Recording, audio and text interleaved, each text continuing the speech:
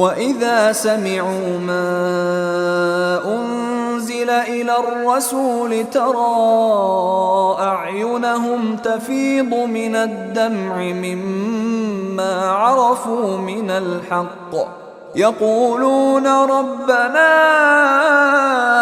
آمَنَّا فَاكْتُبْنَا مَعَ الشَّاهِدِينَ।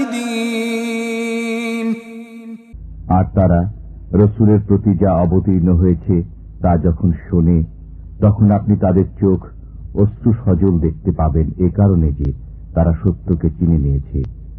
তারা বলে, হে আমাদের পালনকর্তা, আমরা মুসলমান হয়ে গেলাম, অতএব আমাদেরও মান্যকারীদের তালিকাভুক্ত করে নিন।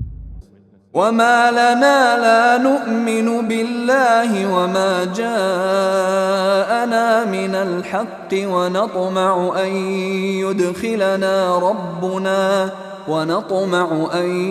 يُدْخِلَنَا رَبُّنَا مَعَ الْقَوْمِ الصَّالِحِينَ। আমাদের কি ওজর থাকতে পারে যে আমরা আল্লাহর প্রতি এবং যে সত্য আমাদের কাছে এসেছে তৎপ্রতি বিশ্বাস স্থাপন করব না এবং এ আশা করব না যে আমাদের পালনকর্তা আমাদের সৎ লোকদের সাথে প্রবিষ্ট করবেন।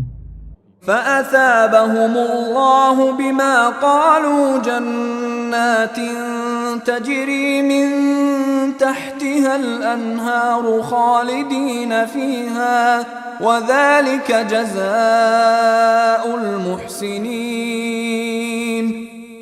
অতঃপর তাদের আল্লাহ এই উক্তির প্রতিদান স্বরূপ এমন উদ্যান দেবেন যার তলদেশে নির্ঝরণীসমূহ প্রবাহিত হবে, তারা তন্মধ্যে চিরকাল অবস্থান করবে। এটাই সৎকর্মশীলদের প্রতিদান।